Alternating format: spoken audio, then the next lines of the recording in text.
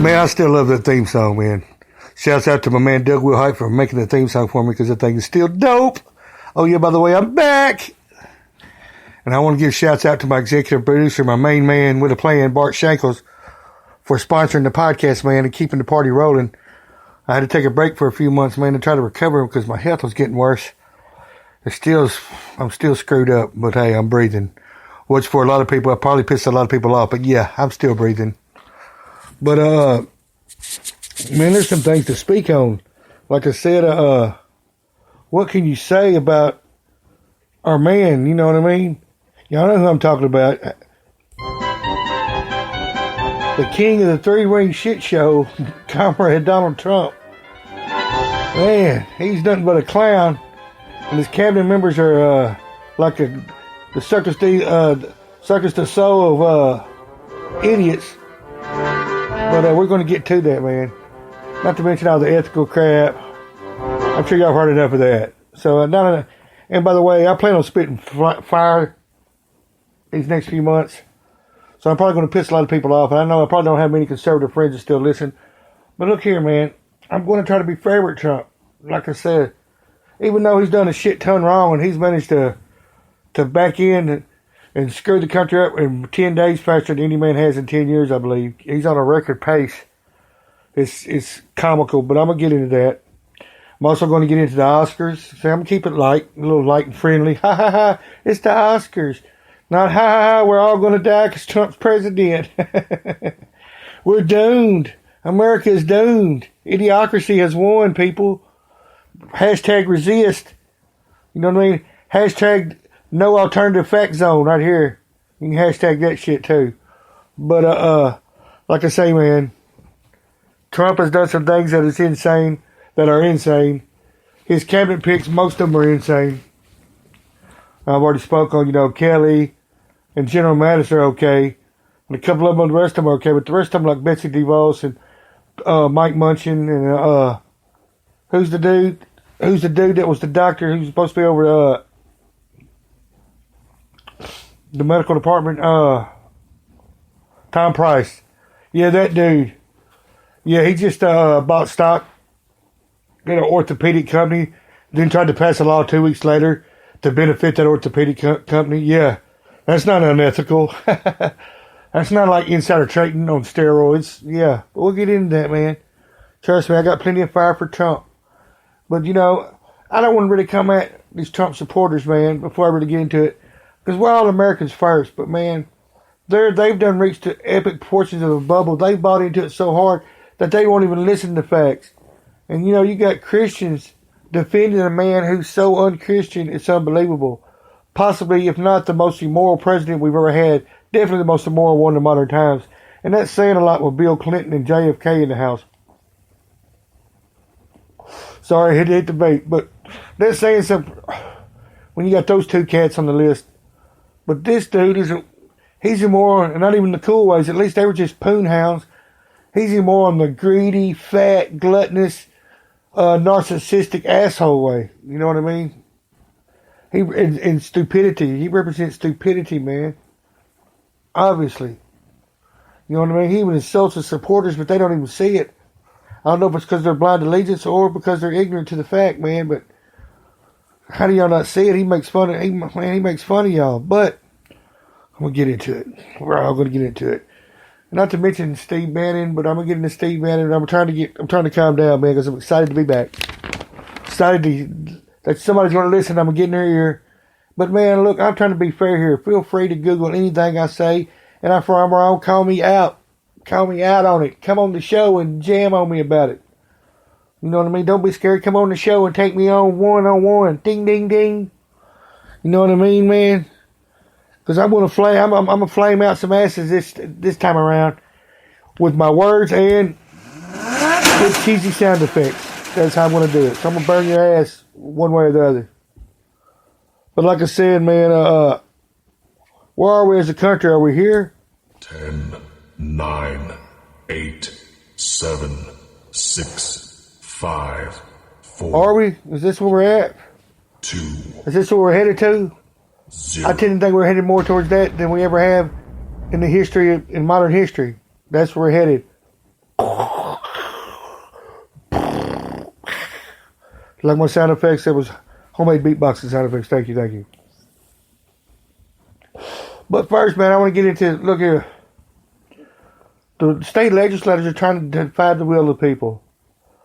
You know what I mean? The medical marijuana law passed, was Amendment 6, with ease.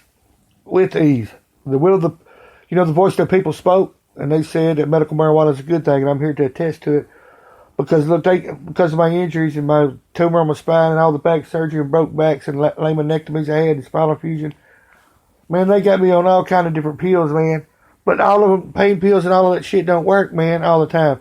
I get this nerve neuropathy where the nerves in my legs start hurting so bad, different nerves it feels like I'm being stabbed with a flaming ice pick, man.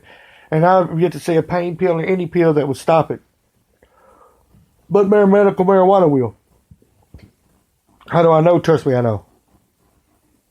Don't ask me much questions. Trust me, I know. Shh. Anyway, so now you got a 60-day delay. They passed a bill to give it a 60-day delay. That's because we're a hard red country, man, and that was a progressive thing to do. I'm proud of Arkansas. I'm amazed Arkansas is that progressive, but that's a progressive thing to do, and it's the truth. These pills are killing folks. Not only do they cost an arm and a leg, literally, and people are going bankrupt trying to pay for pills, but they kill you, man. The side effects, the damage it does to other organs, like all the damage that my organs are getting from the different combination of pills I'm having to take, man. The pain pills alone are destroying my liver, man. Destroying my liver. And they're highly addictive. Highly addictive. You know what's not highly physically addictive? Marijuana. You know what don't cost an arm and a leg? Marijuana. You know what works? Marijuana. I've preached it for years that it was a cure-all. Now people are finally, in science, are finally catching up to me. Man, it is a cure-all, man. It cures more things than any pill I can think of. I'll put it that way. And trust me, I know. Shh, don't ask any questions how I know. Just trust me, I know. But, I had to hit the baby again. But, they put a delay on it, man, because they're trying to stall out. And people should call their state legislators or get on Twitter and holler at them. Twitter's usually the best way because you'll get a quicker response. Or call their office, man, and tell them, man, what's with the delay? That the people have spoken. You know what I mean? That it one-handedly. You know what I mean? Stop bullshitting. There's people suffering. You know what I mean? There's people with dying of cancer that can't eat. Or, people with wasting syndrome or wasting away and can't eat, can't maintain weight. Marijuana will cure that, man. And take away their nausea and make them eat. You know what I mean? And relieve their depression. You know what I mean? That's the truth. It's hard to be mad or sad on marijuana. I promise you. Don't ask me how I know. Don't ask me much questions. Just trust me. I know. Now I'm going to get on to Donald Trumpy. I got to love it. All right. And Donald Trump said some wild shit. Like this is what he said about China. State dinners to the heads of China. I say, why are you doing state dinners for them? They're ripping us left and right. Just take them to McDonald's and go back to the negotiating table. Seriously. See, he talks crazy, man. I guarantee you he don't offer him McDonald's. I bet you he gives them steak and lobster. Donald Trump's full of shit. And tell you why? Donald Trump allegedly owes the Central Bank of China a shit ton of money. Like, I forget, $600 million, something insane. So I bet you he kisses China ass. This big bravado and all this big talk, he's yet to back it up, even though I will give it to him. I didn't think he was going to come in, and even though that's all Republicans concerned his bitch about, saying Obama overreached with all his executive orders, Donald Trump is on a record pace. That's all he's done is sign executive orders. And that's all. I've never seen a president come in and just start doing the strongman move and signing executive orders, but he's made many strongman moves that are real tyrannical, man, and nobody says anything about it on the right, and it blows my mind because as American people should be alarmed at a few things. I'm going to point them out. But like I say, I bet you he kisses ass to China, man. Man, if he put tariffs on China, China could shut us down in the trade war. Don't think any different. And we made it that way because we wanted cheaper, better. Instead of buying America, we would rather buy something cheaper. So our greed is what caused this in a bigger picture, yo. Because I'm going to pay extra for American-made stuff. You know what I mean? Because I try to support American. That's just how I am. I know what y'all thinking. I'm a liberal nut job who likes to support America. What? Where's your Communist Party card?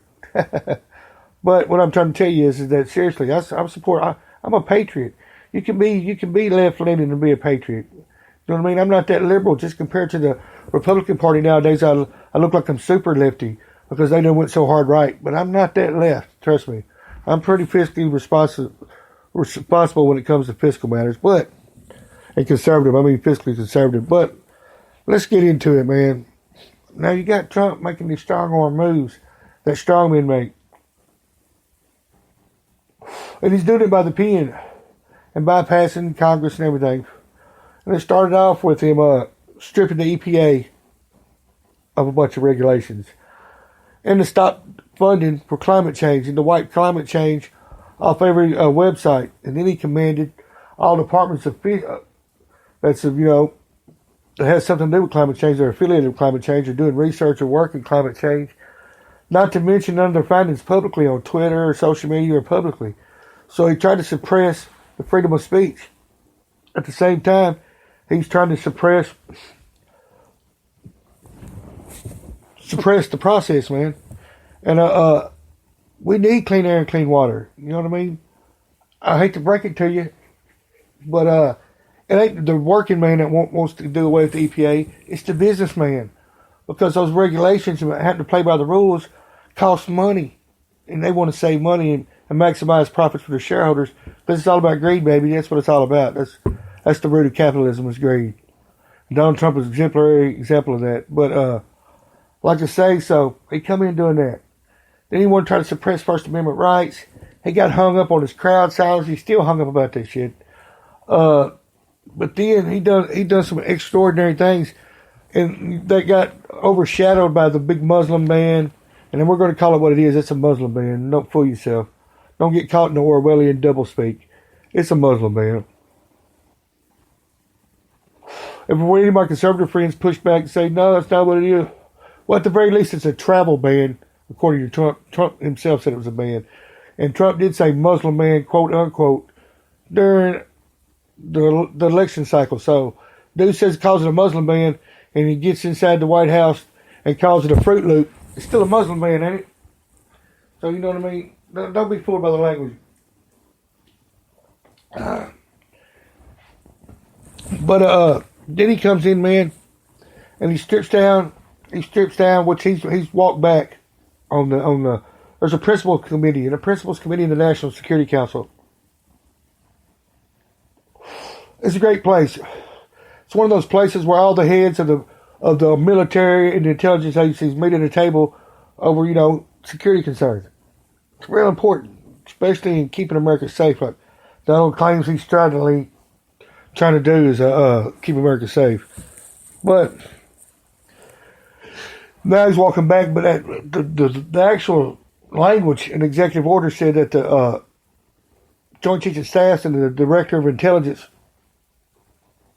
didn't even have to be, or wasn't required to be at what they call the principals table, where the main principals from each department meet, right? And then he created, which has never been done before, it's completely unprecedented. Steve Bannon, he creates a special place for Steve Bannon on the Security Council, which is weird, and I'll tell you why it's weird for many different reasons. First of all, Steve Bannon has no foreign diplomacy, has no foreign policy skills. He has no security skills. He was an officer in the Navy, like a captain or something, a minor officer in the Navy, 30 years ago, 40 years ago. But he's more importantly known as the former editor of Breitbart, which is a hard right-wing website, probably the leading right-wing website, which created the alt-right movement. Which is basically, the alt-right movement is basically a bunch of bigots, supremacists, white supremacists, Klansmen, neo-Nazis, white nationalists. A majority of them, especially the ones trying to lead the alt-right movement, are those assholes. White supremacist assholes. And these Trump supporters can spin it all you want. Trump denounced them, but Steve Bannon ain't never denounced them. In fact, Steve Bannon in divorce papers, his wife claimed he was an anti-Semite. And then when his kids going to school at this one certain preppy high-dollar school because too many Jews went there. But not only that, he's never disavowed any of these white supremacists. But Steve Bannon seems to have a special place. They say he's been basically up there Dick Cheneying it and running things at the White House. That he's making policy. He's running the National Security Council.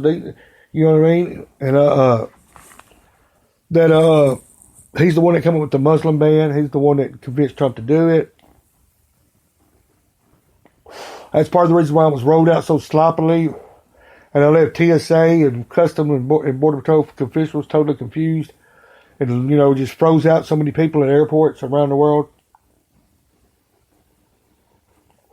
Which is insane. And we'll get into a Muslim ban. First of all, it's totally un-American. America was built, this country was built on the notion that refugees and immigrants come here. Hell, read the plate on the Statue of Liberty. It says, give us your tired, your sick, your poor. You're yearning to be free. You're refugees and all that.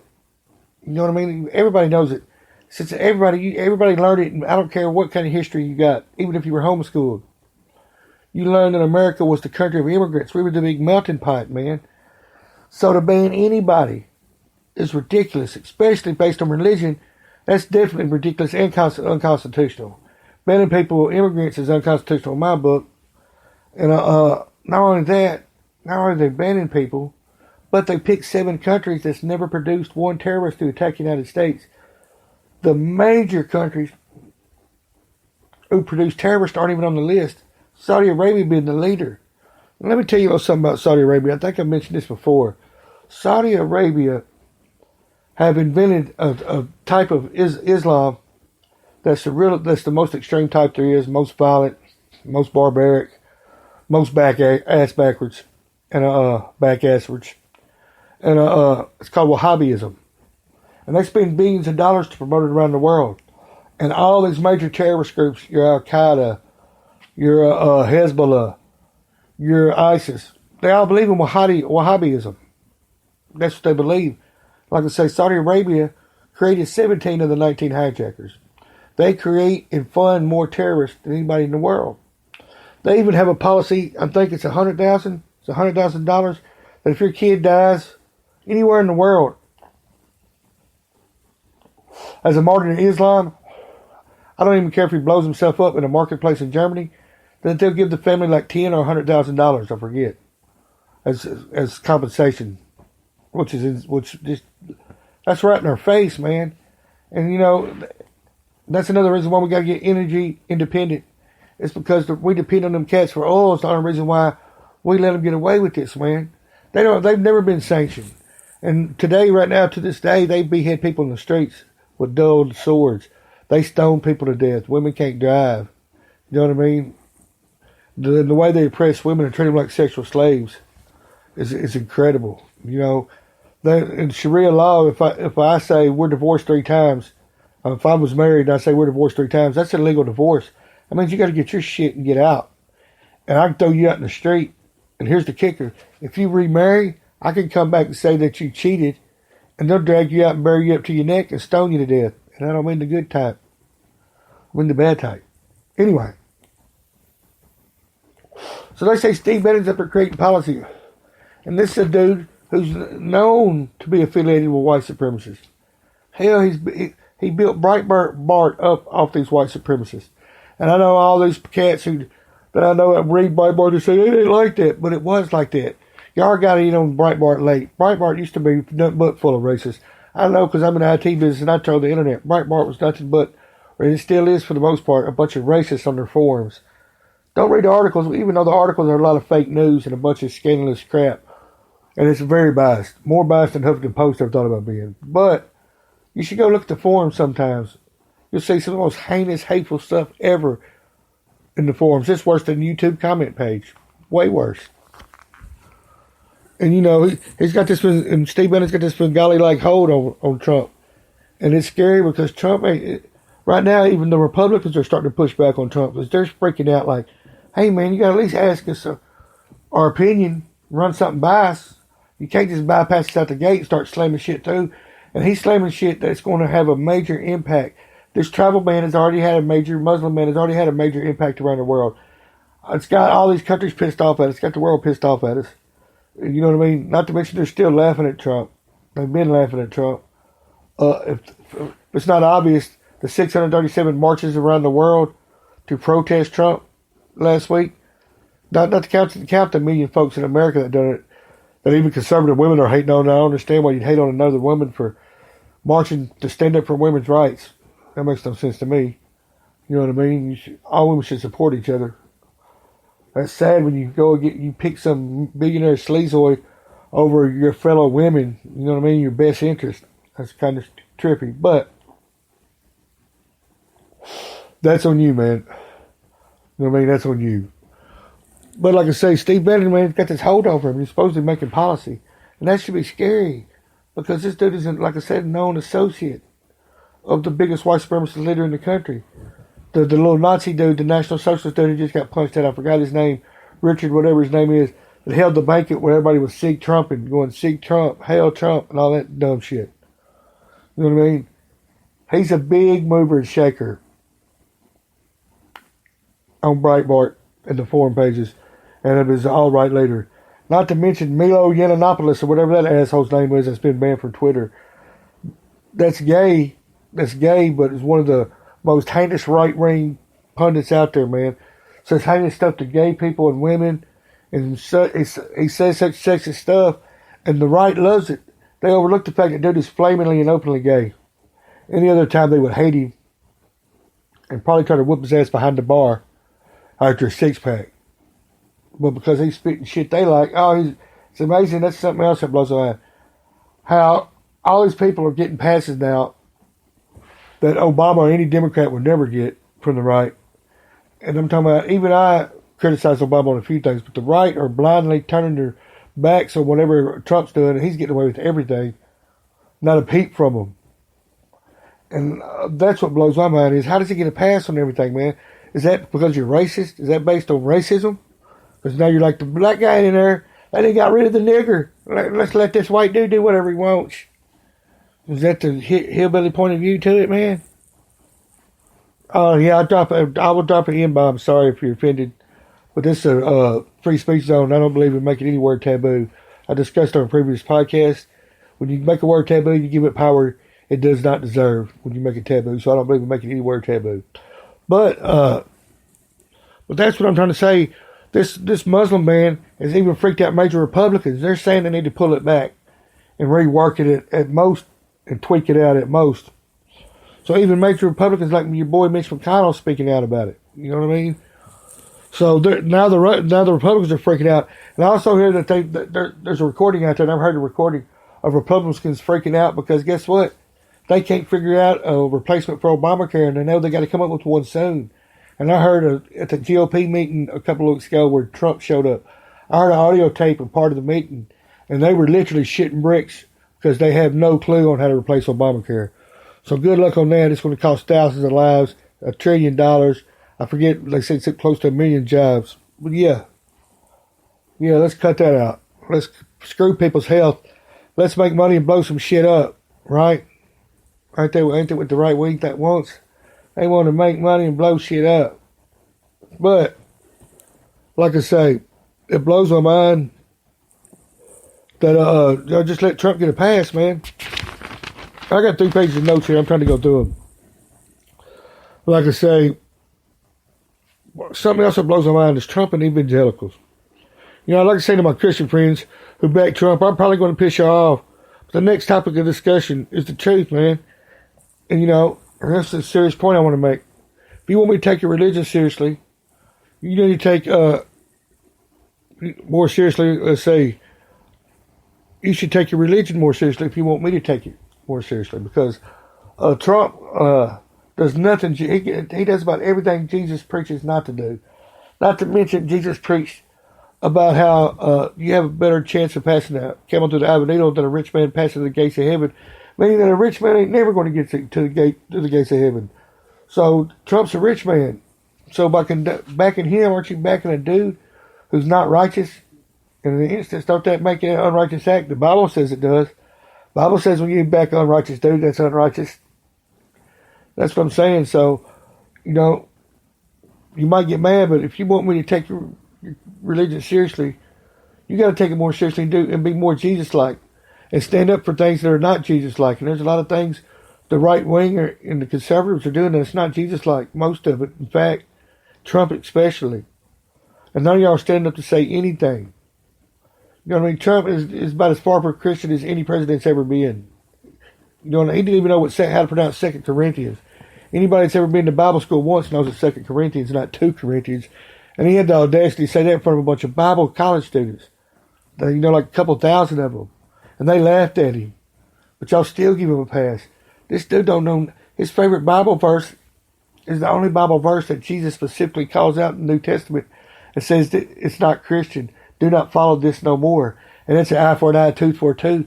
And Trump said that's his favorite Bible verse, which is the only Bible verse, like I said, that Jesus actually calls out and throws shade on.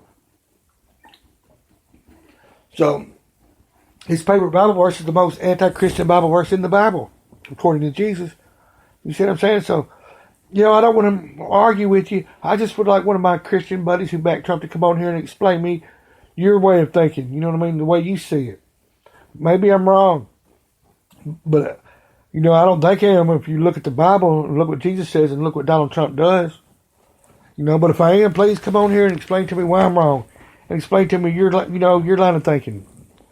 So we can understand each other, man. Maybe we come to some kind of common ground. Because this world's going to a hell in a handbasket. And Donald Trump's enjoying the ride. And he's enjoying getting us there. And, and that's a big part of it, man. But, I'm going to let a bunch of my notes slide. I'm just going to make this a short one. All right. Coming up the next week, I got some guests coming up. Hopefully she'll have time. I don't want to say her name, I don't give it yet, but she's a private investigator, and she marches, and she was at the Women's March in Washington, D.C. I'm pumped to hear how that goes. I'm trying to see if she can make time for me. But next week, it's St. Francis County Assessor Craig Jones is going to be on here, and he's going to talk about what you got to do about your property tax and whatnot. And we might get into politics or football, because it'll be time for the big game. But right now, we're going to get into a little bit of these Oscars. And let me say, I tried to see every movie, and I almost did. You know what I mean? And I'm not going to lie.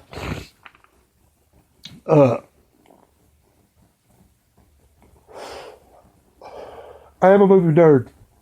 And I did watch La La Land, and it was a full-blown musical. And La La Land is probably going to win everything. But let me tell you, I like musicals. Most people don't like musicals, but I do like musicals, man. Anchors Away and Grease. There's a few good ones after Dancing in the Rain. But this is pure musical. I'm talking about this starts off where dudes just bust out dancing and singing on the highway in a traffic jam. I'm talking about this full-blown musical. That's very whimsical.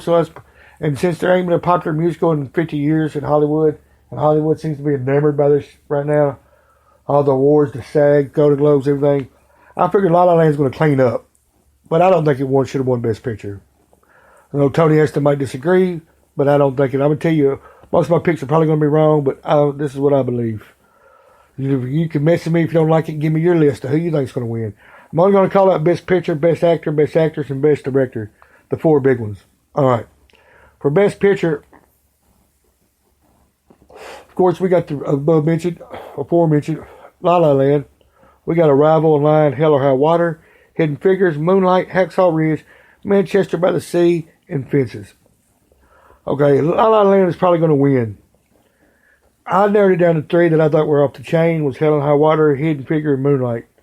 Manchester by the Sea was awesome too, but I don't know if it'll win. I don't know if it was Best Direction. It was awesome though. I'm talking about it was emotionally filled. I'm talking about it was high tension, emotionally filled. I'm talking about it was a massive drama, but it was feel good too. So, but anyway, I think it's going to be La La. La La is probably going to win. But I think it should be Moonlight. Hidden Figures was a close second, though. Hidden Figures, I think, was a great movie. Great movie. Best Actor, we got Andrew Garfield for Hacksaw Ridge, Ryan Gosling for La La Land, Denzel for Fences, Casey Affleck for Manchester by the Sea, and Viggo Mortensen for, what the hell was he in? Anyway, Ryan Gosling probably going to win. I think Casey Affleck should win. He killed it, Manchester by the Sea. He destroyed it. He by far and away is the best actor in that film, and by far and away the best actor out of all of them. And their chosen vehicle, right? Okay, Best Actress. We're going to keep rocking Best Actress. We're going to Isabel Huppert, Ruth Negin. The overrated, as our president says, the overrated Meryl Streep, nominated again for the 3 millionth time because she sucks. Natalie Portman and Emma Stone. Now, Emma Stone had never won one, and I figured since she was in La La Land, and like I said, Hollywood has went gaga over this movie. I think it's a little overrated. She's probably going to win, but me, Ruth Negin, she was in Loving, and Mr. Nichols from Arkansas directed that. The same dude did Mud, Shotgun Diaries, the Shotgun Stories. Anyway, he's awesome. He did Loving. Loving was awesome. True story about the first interracial marriage. Where was it? North Carolina, Virginia, and how they had to take it to the Supreme Court because they kept getting arrested and taken to jail for it, man, sent to the pen for it. But it was just a great story about how, triumphed and, how love has no colors, even back then, even in the 50s. You know what I mean? Love don't pick colors, man. You know what I'm saying? Unless you let it. Because true love don't. But I think it should be Ruth Negin. Meryl Streep was awesome in that movie. I forget, what was her name? Ruth, whatever. Three names. Jenkins. What was it? Anyway, she was the lady who couldn't sing, but they made a record. Oh, it was hilarious. It's very understated and hilarious. Okay, best director. We got Mel Gibson for Hacksaw Ridge. The crazy anti-Semitic Mel Gibson. But dude can direct a movie. I'll give it to him. Dude can act and direct a movie. So it just goes to show you a lot of times in Hollywood, you truly got to be a maniac, a lunatic, to be an auteur, to be great at it. Because Mel Gibson is a nut, we all know. The Lethal Weapon where he played the nut probably wasn't a bunch of acting. Just Mel being Mel on a Saturday after a few beers. A little Jew hating. Anyway, Mel Gibson, Barry Jenkins for Moonlight, Keith Lonergan, Denis Villeneuve for Arrival, and Damien Chazelle. You like that French accent, bitches? For La La Land. I'm sure Damien Chazelle, hey, even though I didn't think it was as great as what people thought it was, the direction was incredible. The choreography was incredible for La La Land, so I could see Damien getting this. Because I will admit, even though I think the movie's overrated, the direction was awesome. It had to be a nightmare to direct, choreograph that, and he pulled it off flawlessly. But I'm going to go with Barry Jenkins for Moonlight. Because Moonlight was the realest movie of them all. You know what I mean? Other than Manchester by the Sea, Moonlight seemed that it was real contemporary, gritty, and realistic, and I like that. I'm a big documentary freak, but I like that gritty realism and drama. And it seemed like it really happened, and it was a lifespan. I don't want to spoil it of a boy, but you had to see it. But I thought it was great. You know what I mean? It seemed like you were just submersed in the environment around you. You know what I mean? Like you were there just peeping over somebody's shoulder, watching and listening to what's going on, like you was in the hood on the street corner, hearing and seeing it too. So I'm going to have to give it to Moonlight. But anyway, man, I'm going to cut this one short. Like I said, I'm just now getting back into the swing of things, and I'm starting to have guests again. So we'll get interesting. We'll get deep. We're going to touch on the hard stuff, taboo subjects, and I'm going to piss a lot of people off. And if you get pissed off, feel free to come on here and cuss me, or message me and cuss me, or question me, or whatever. Because I love it. We can go sprinkle with it. Ding, ding, ding, ding. But, this is Shooting the Breeze. So, you are coming to my home floor. And I'm out of here. This Shooting the Breeze with your man, Byron A. Lloyd. Once again, I am him. He is I. And I'm Audi 5000, G.